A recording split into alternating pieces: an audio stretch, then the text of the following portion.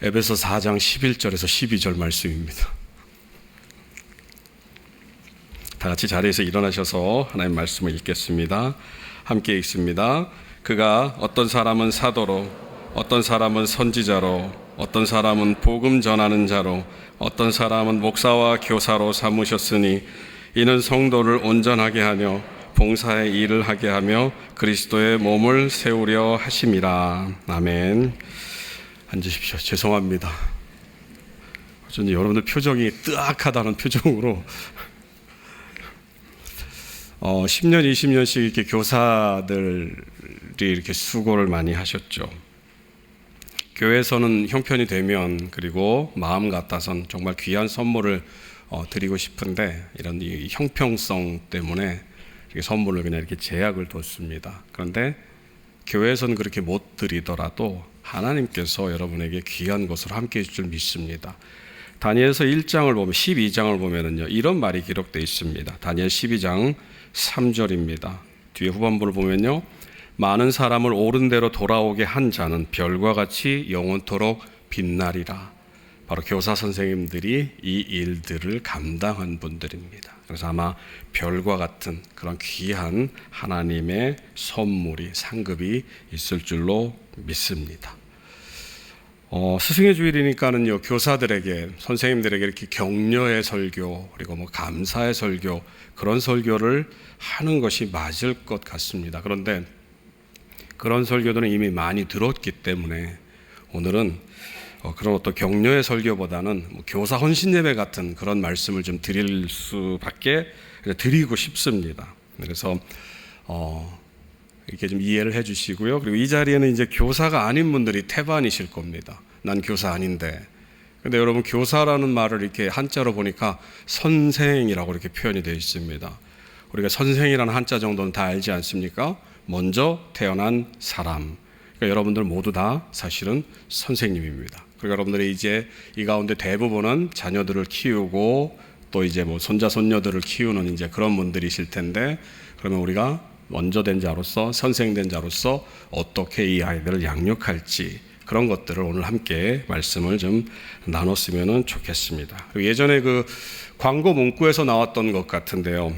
나이지리아 속담인데요. 아이 한 명을 키우기 위해서는 마을 전체가 필요하다. 이러고 보신 적이 있을 겁니다. 그래서 이 말을 조금 바꿔보면 아이 한 명을 바른 신앙으로 키우기 위해서는 교회 전체가 필요하다. 그러니까 우리가 이 교회에 있는 이렇게 아이들을 바르게 키우는데 일조를 해야 될 그런 선생의 임무를 감당하고 있는 사람이다. 이렇게 해서 오늘 말씀을 좀 함께 나눴으면 좋겠습니다. 개인적인 경험을 먼저 말씀을 드리면서 오늘 말씀을 시작해서 죄송하다는 말씀을 먼저 드립니다. 예전에 이제 제가 서울에서 사역을 할 때 부목사 생활을 하면서 우리 교회로 치면 이제 최강 목사님 같은 일들을 많이 했습니다. 막 여러 개서 전화 받고, 근데 연말이 되면 이제 전화가 옵니다. 난리가 나요. 이제 각 부서 부장님들이 이제 전화를 하는 겁니다. 목사님, 얘 그만둔대요. 뭐 우리 선생님 누구 그만둔답니다. 그럼 교사 뽑아주세요. 막 이런 이제 전화가 막 빗발치듯 옵니다. 그러면 이제 저는 이제 먼저 그만두겠다고 얘기한 분들한테 이제 전화를 드립니다. 죄송합니다. 그래서 이제 온갖 미사여구를 동원해서 이제 그분들의 마음을 회유하기 시작합니다. 이제 집사님 아니면 안 되잖아요. 집사님 이 애들 불쌍해서 어떡합니까? 그리고 지금까지 잘하셨고 제가 볼 때 집사님만 한 분이 없습니다. 거짓말이겠습니까? 참말이겠습니까? 안 가르쳐 드릴 겁니다.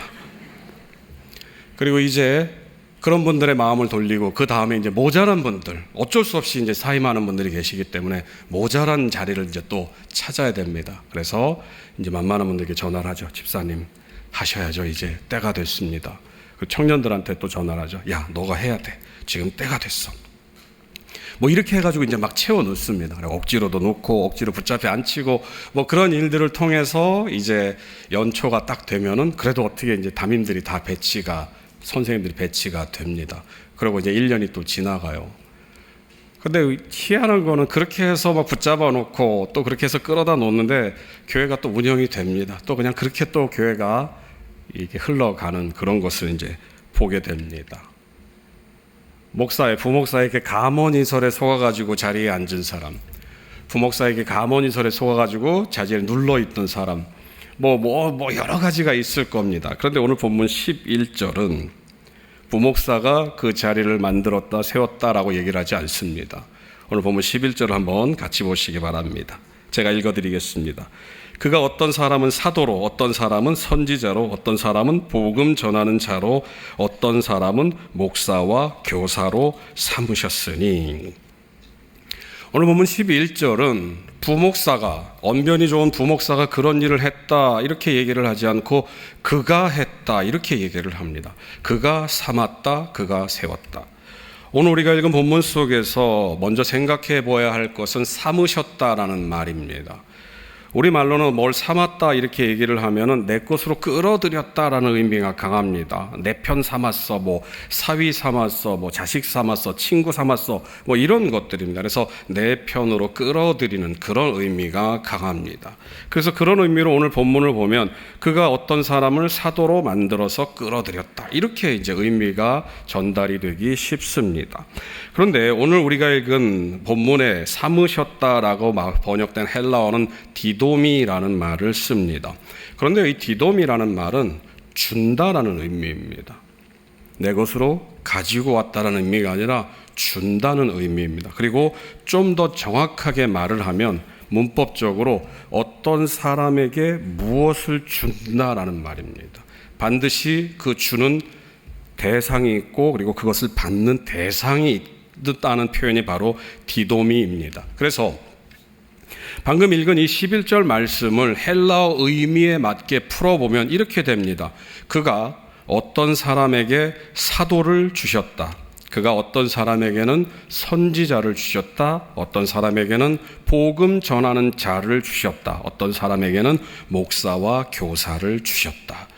그런데 이 말을 또 자세히 보면은 복음 전하는 자를 주었다, 사도를 주었다, 이게 말이 안 됩니다. 사람에게 사람을 준다라는 게 말이 안 되죠. 그래서 이 말의 전체적인 원어의 의미를 가장 잘 풀어 쓴 게 현대인의 성경입니다. 제가 읽어드리도록 하겠습니다. 현대인의 성경은 오늘 보면 11절을 이렇게 말합니다. 바로 그분이 사람들에게 각각 다른 직분을 주셔서 어떤 사람은 사도가 되게 하시고 어떤 사람은 예언자, 어떤 사람은 전도자, 어떤 사람은 목사, 어떤 사람은 교사가 되게 하셨습니다. 이 말을 이제 여러분에게 좀 더 쉽게 정확하게 말씀을 드리면 그가 어떤 직분을 주셨는데 어떤 사람을 세우고 그 사람에게 사도의 직분을 주셨다. 또 어떤 사람에게는 복음 전하는 자의 직분을 주셨다. 어떤 사람에게는 선지자의 직분을, 어떤 사람에게는 교사의 직분을, 목사의 직분을 주셨다라는 것입니다. 그러니까는 이 말 속에 있는 것은 그라고 하는 사람이, 그라고 하는 분이 여러분들에게 그리고 저에게 합당한 직분을 주셨다는 것입니다. 그러면 이제 우리는 그가 누구인지를 살펴봐야 됩니다. 이 그가 누구인지를 알기 위해서는 한 절 위에 있는 10절의 말씀을, 에베소 4장 10절의 말씀을 보면 됩니다.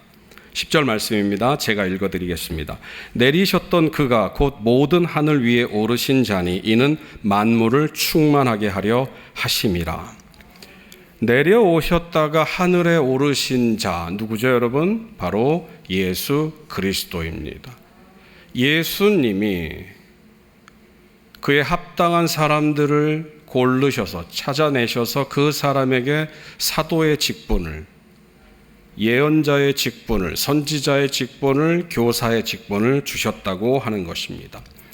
쉽게 얘기를 하면 이 자리에 있는 모든 여러분들, 저와 여러분들, 성가대를 비롯해서 찬양대를 비롯해서 모든 직분들이 주님께서 보시고 주님께서 그 일에 합당한 사람들을 선택하셔서 그 일들을 허락해 주셨다는 것입니다. 우리 가운데는 어떤 분들은 굉장히 겸손한 분들이 있습니다. 그죠? 여러분이 봐도 저분은 너무 겸손해. 그래서 이런 직분을 이걸 하셔야 됩니다. 내지는 이렇게 하시면 어떨까요? 얘기를 할 때 저는 못합니다. 저는 아직 그럴 만한 능력이 안 돼요. 이렇게 해서 굉장히 겸손하신 분들이 계십니다. 그런데요, 그 겸손이 지나치게 되면 어떤 것들을 간과하게 되냐? 바로 오늘 본문 11절 말씀을 간과하는 것입니다. 누가 세우셨다고요?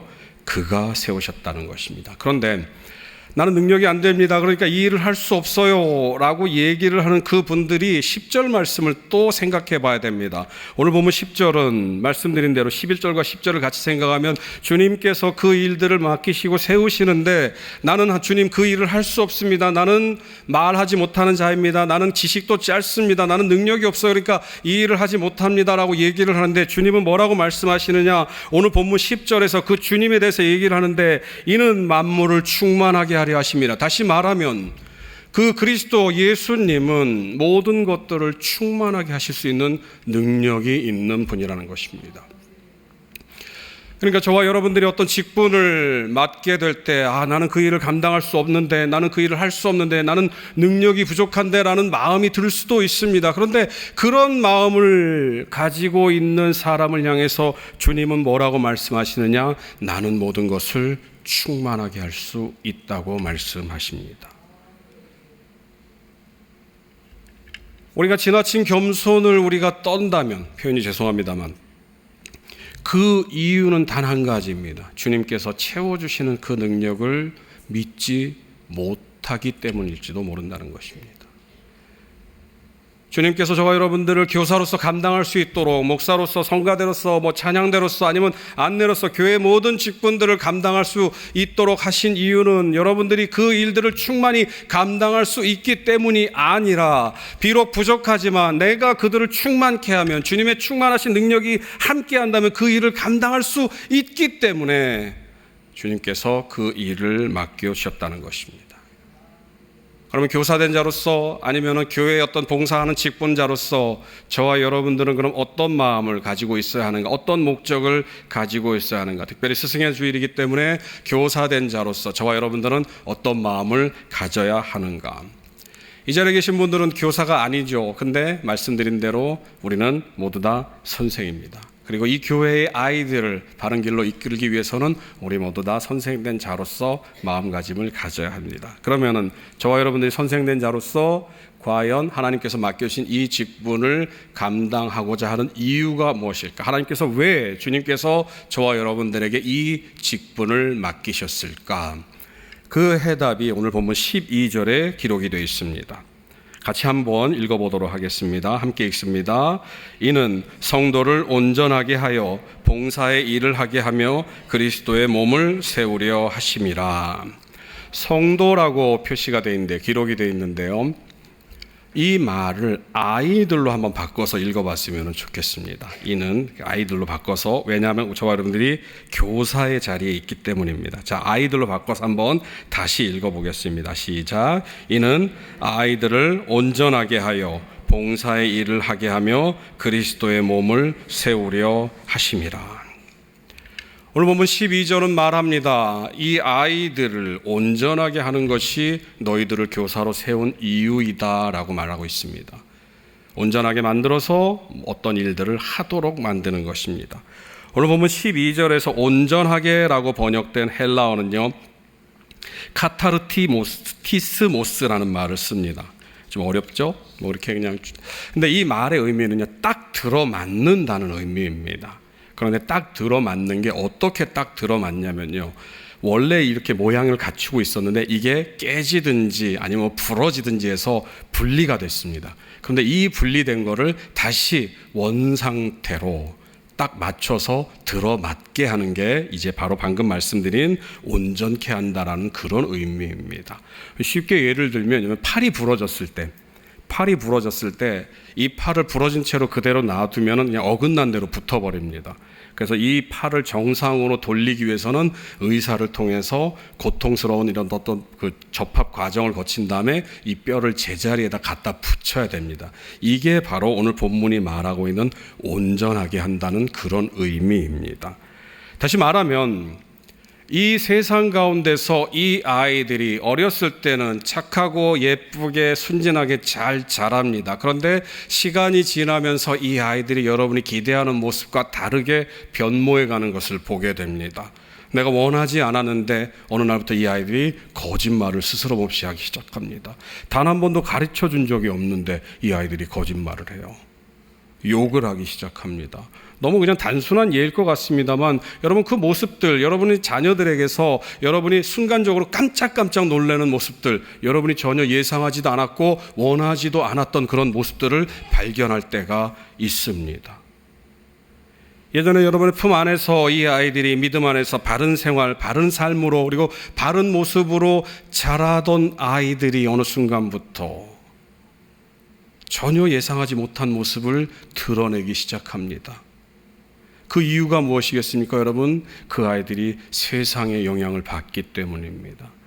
온전하게 한다고 하는 그 말은 그 이전에 이 아이들이 정말 순진하고 착하고 예뻤을 때 부모의 말을 잘 순종하며 그 말씀 가운데 순종하는 그 상태로 다시 돌려놓는다는 의미입니다.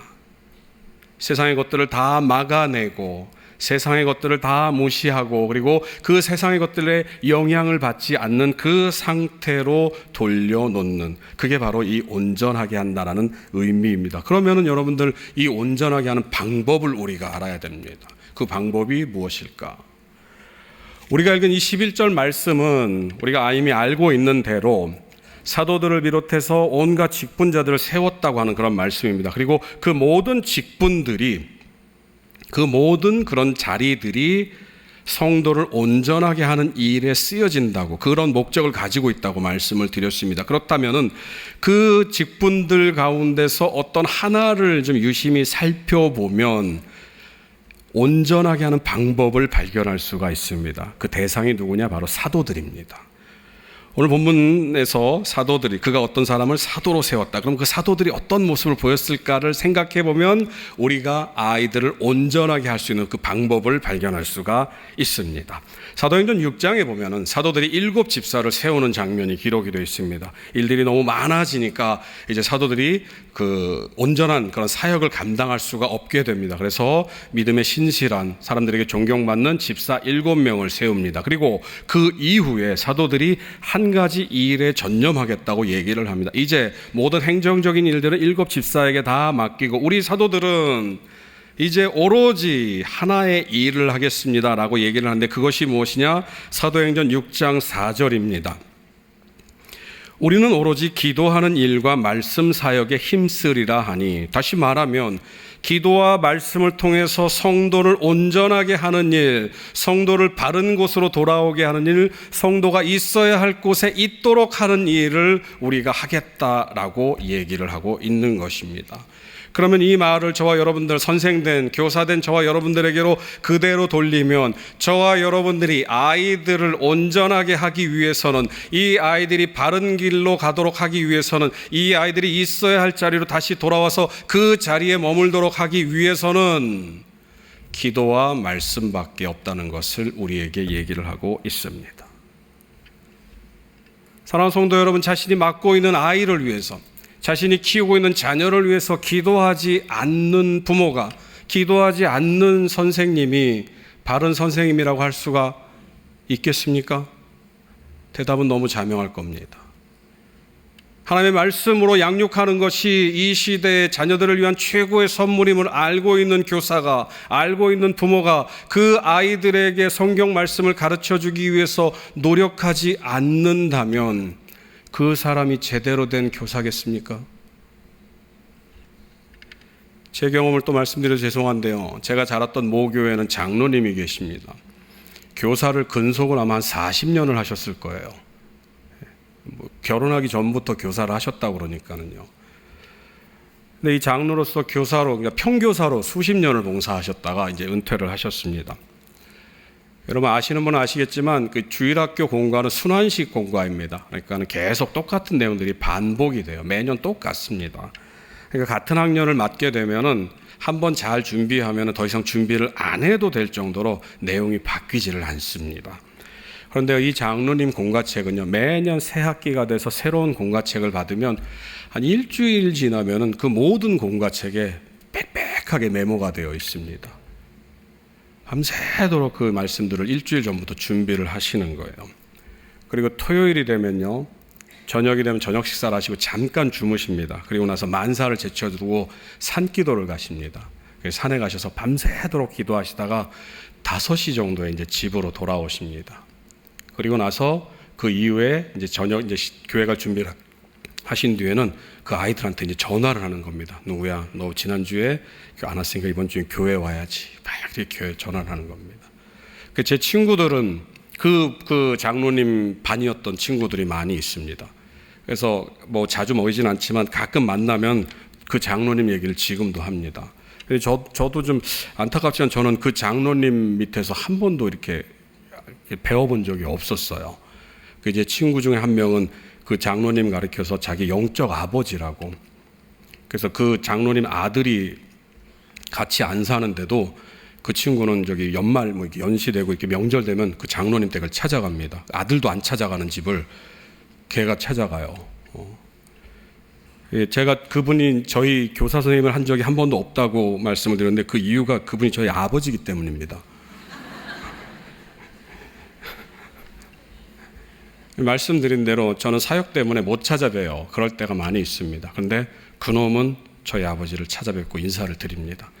제가 미국에서 공부하는 기간에도 매년 명절이 되면 찾아뵙고 인사를 드렸어요.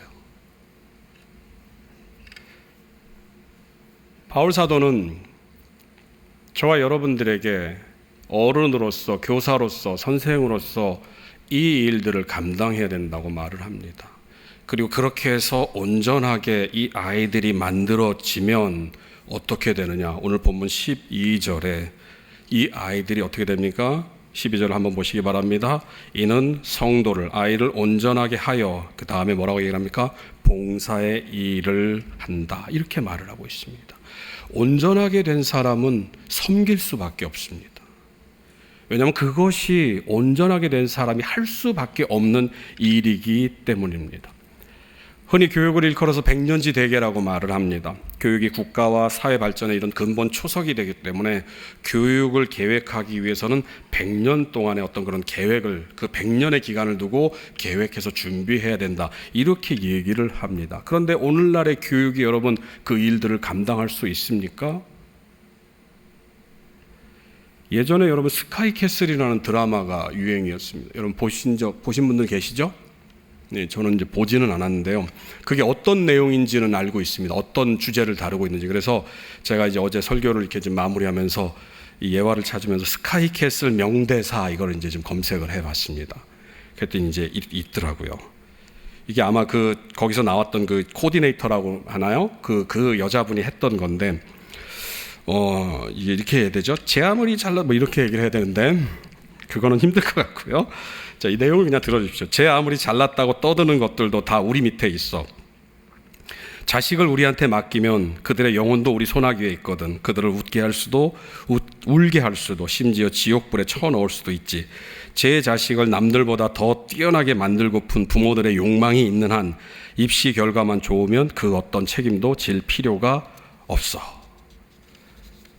이걸 보면서 깜짝 놀랐습니다.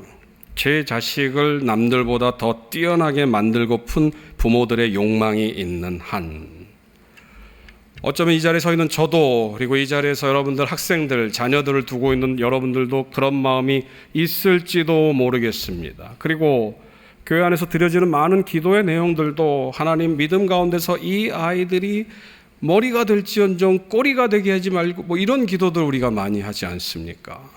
어쩌면 우리들의 욕망을 투영하고 있는지 모릅니다. 그리고 세상 사람들의 욕망과 우리의 욕망이 별반 차이가 없는 것처럼 보이는 것 같습니다. 그런데 성경은 뭐라고 얘기를 합니까? 교회는 그렇지 않다고 얘기를 합니다. 성경은 나보다 남을 낮게 여겨야 한다라고 얘기를 합니다. 섬겨야 한다라고 얘기를 합니다. 그것이 바로 오늘 본문이 얘기하고 있는 말씀입니다. 온전하게 된 사람은, 말씀으로 기도로 양육된 아이들은요, 여러분 그 마음 가운데 하나님의 말씀으로 인하여서 섬기는 자리에 나아갈 수밖에 없다는 것입니다. 섬긴다라고 하는 것은 세상의 가치관과는 상충되는 가치관입니다. 세상은 섬기라고 얘기를 하질 않아요. 세상은 밟고 일어서라고 얘기를 합니다. 다른 사람을 짓밟고 네가 그 위에 올라서라고 얘기를 합니다. 누군가에게, 세상에 성공한 사람에게 당신 잘못했으니까 사과해야 되지 않습니까? 라고 얘기를 하면 그들은 뭐라고 얘기를 하면 그거는 패배자들이 하는 얘기라고, 나 같은 사람은 그냥 단지 실수한 것이지 잘못된 게 아니라고, 사과할 필요 없다고 얘기를 합니다. 그런데 하나님의 말씀은 온전하게 된 하나님의 사람은 섬기는 자리에 나간다고 말을 하고 있습니다. 여러분, 이 아이들이 어디에 있는 줄 아십니까? 여러분, 이제 이 예배를 마치고 교회 문을 열면 그 아이들이 이 앞에 있을 겁니다. 우리 교회 아이들이 그런 아이들이에요. 여러분, 얼마나 착하고 순진한지 아십니까? 제가 일전에도 말씀을 드렸지 않습니까? 교회 대청소 날 한 아이를 보면서 그냥 농담으로 야, 이거 청소 안 한 사람 먹으면 안 돼 그랬더니 그 아이가 손을 딱 뒷짐지더니 가버려요. 그 아이를 아직도 못 찾았습니다. 사과를 직접 하고 싶은데 그런 아이들이 우리 교회 아이들입니다. 여러분, 그 아이들이 이렇게 순수한 이유는 뭔지 아십니까? 여러분, 그 아이들이 말씀으로 양육됐기 때문이에요. 여러분, 이 교회 우리 안에는요, 지금 이 자리에는 그 아이들을 말씀으로 양육하기 위해서 날마다 눈물 흘리는 교사들이 있습니다, 여러분. 그리고 제가 알아요.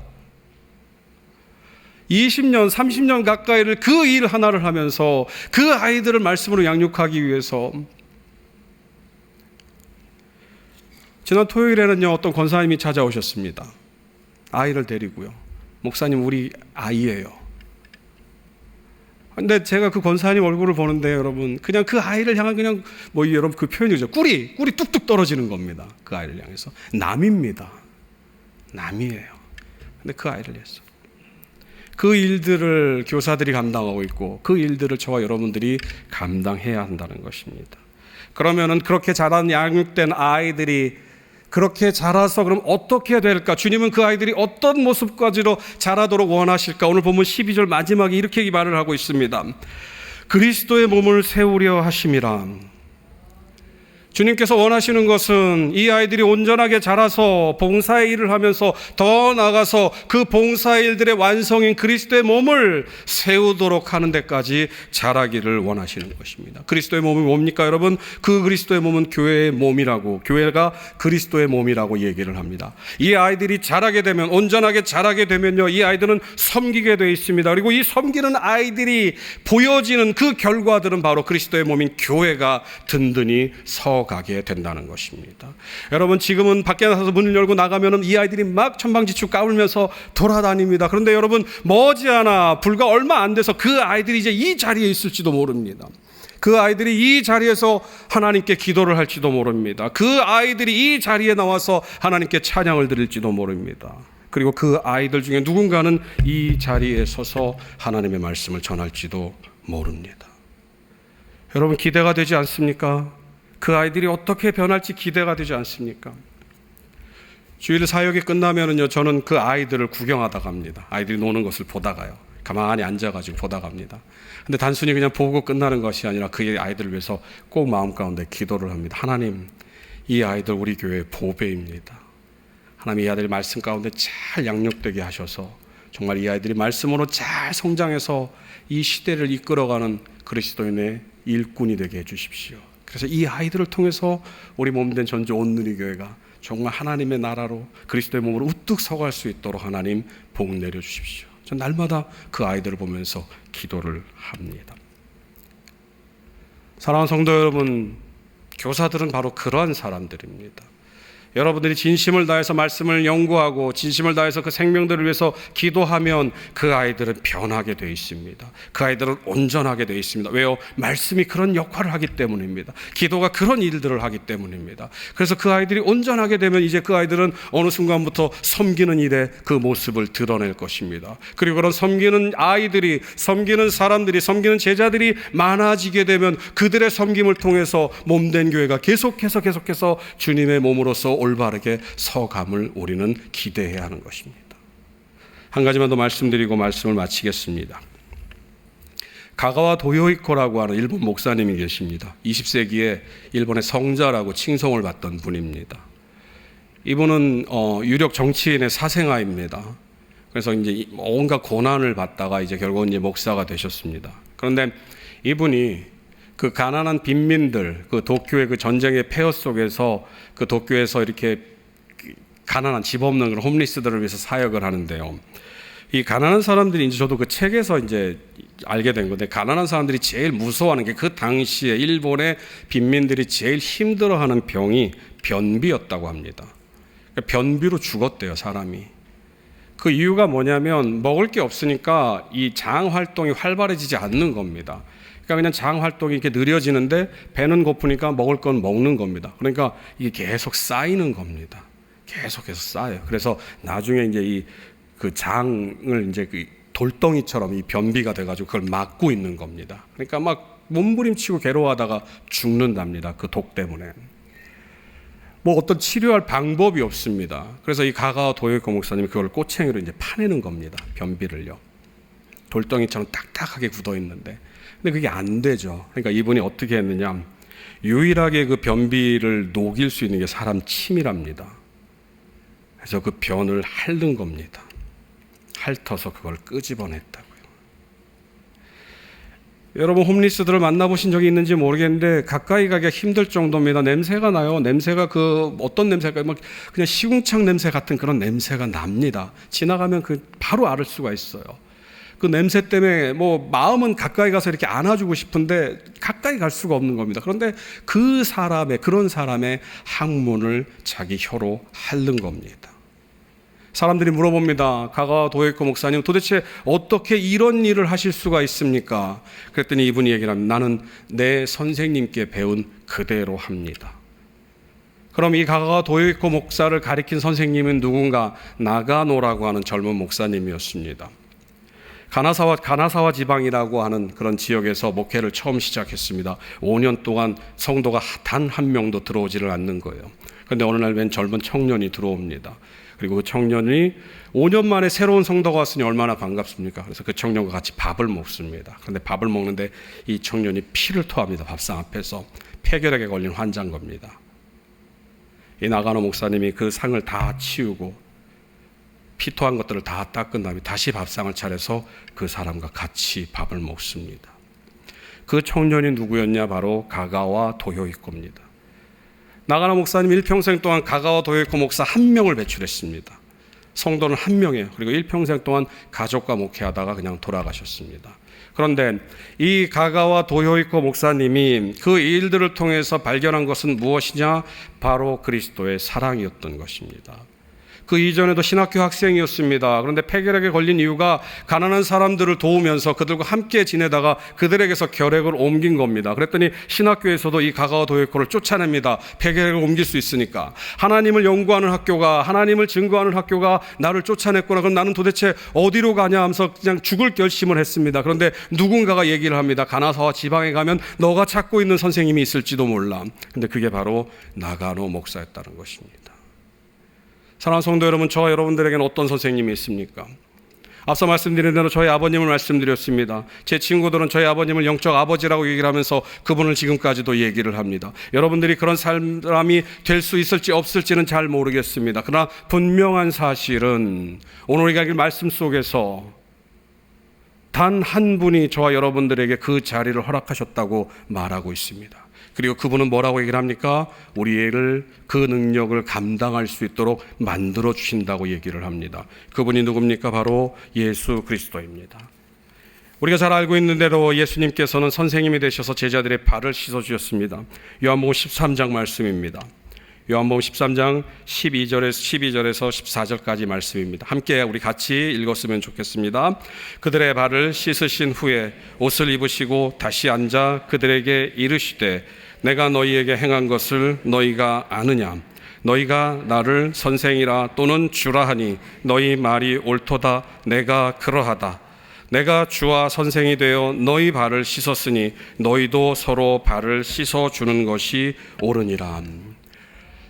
당시 유대 사회에서 발을 씻어주는 일은 하인 중에서도 가장 천한 하인이 담당하는 일이었습니다. 당시 유대 사회에서 선생님은 말 그대로 그림자도 밟으면 안 되는 그런 존재였습니다.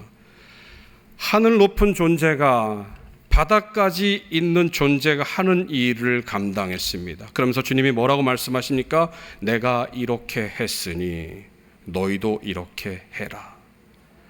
앞서 말씀드린 대로 섬기는 것은 온전하게 된 사람만이 가능하다고 말씀을 드렸습니다. 온전하게 되는 방법은 기도와 말씀밖에 없다고 말씀을 드렸습니다. 그렇다고 한다면 이 자리에 있는 어른으로서, 선생으로서, 교사된 자로서 저와 여러분들이 해야 할 일은 제일 먼저 주님께서 내게 이 일을 맡겨주셨다고 하는 그 사명감을 깨닫는 것입니다. 그리고 그 다음은 주님, 나는 이 일을 할 수 없습니다. 그러나 주님께서 내가 이 일을 할 수 있도록 온전케 하신다고 하셨으니 주님, 내가 이 일을 감당할 수 있도록 나에게 힘을 주십시오. 그리고 여러분들이 이제 그 일을 감당하면 이제 여러분들이 해야 할 일은 딱 두 가지입니다. 기도하는 일과 말씀을 보는 일입니다. 그래서 저와 여러분들이 기도하고 말씀 보는 일에 전념하게 된다면 저와 여러분들을 통해서 변화가 일어납니다. 저와 여러분들과 가까이 있는 그 누군가가, 그 아이들이 온전하게 됩니다. 그리고 섬기기 시작합니다. 그리고 그 섬김의 자리를 통해서 그리스도의 몸이 세워져 갑니다. 사랑하는 성도 여러분, 오늘은 스승의 날입니다. 스승의 주일입니다. 말씀드린 것처럼 저와 여러분들은 선생된 자로 이 자리에 부름을 받았습니다. 그리고 이제 저와 여러분들이 꿈꿔야 할 일들은 나가서 발견하는 그 천방지축 같은 그 아이들을 위해서 기도하는 일입니다. 그리고 그 아이들을 위해서 말씀을 전하는 일입니다. 그리고 그 아이들의 미래를, 그 아이들이 온전히 되어서 섬기고 교회를 세워갈 그 미래를 꿈꾸는 것입니다. 여러분 상상을 해보십시오. 아까 말씀드린 대로 그 아이들이 여기 나와서 기도를 할 겁니다. 그 아이들이 이 자리에서 여러분에게 하나님의 말씀을 전할 것입니다. 그 아이들이 이 자리에 앉아서 하나님을 찬양할 것입니다. 여러분 생각만 해도 막 벅차지 않습니까? 이제 그 일들, 그 벅찬 일들을 하나님께서 저와 여러분들에게 맡겨주셨습니다. 그 일들에 주님을 의지하면서 주님, 내가 이 일들을 기꺼이 감당하겠습니다라고 고백하며 아름다운 미래를 꿈꾸는 이 자리에 있는 모든 교사 선생님들이 되시기를 간절히 소원합니다. 기도하시겠습니다. 사랑의 하나님, 감사합니다. 오늘 말씀 속에서 우리들이 해야 할 일은 이 귀한 어린 생명들에게 하나님의 말씀을, 그리고 이 귀한 생명들을 위해 기도하는 것임을 우리가 다시 한번 깨닫게 되었습니다. 하나님, 우리는 연약합니다.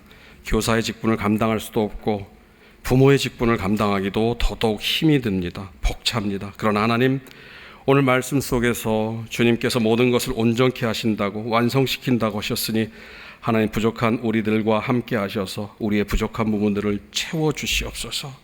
인간의 마음으로, 인간의 생각으로 이 아이들을 양육하지 않도록 하여 주시옵시고, 참고 인내하며 주님께서 섬기셨던 그 섬김을 가지고 이 아이들을 기도와 말씀으로 양육할 수 있도록 인도하여 주시옵소서.